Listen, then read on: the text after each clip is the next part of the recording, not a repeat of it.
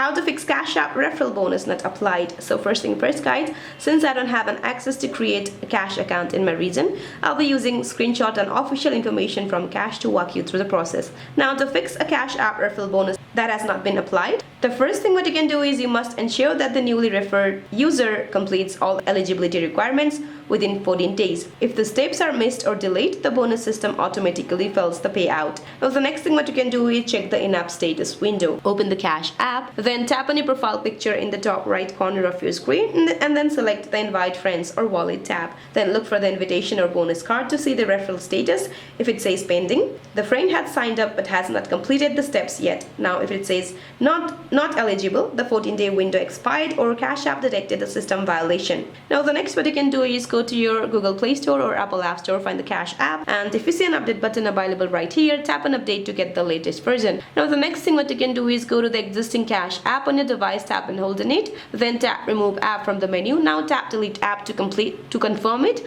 Once deleted, go to your App Store, find the Cash app, and then reinstall it from there. So that's it for this video, guys. I hope this video is helpful. Please don't forget to like and subscribe. See you in my next video.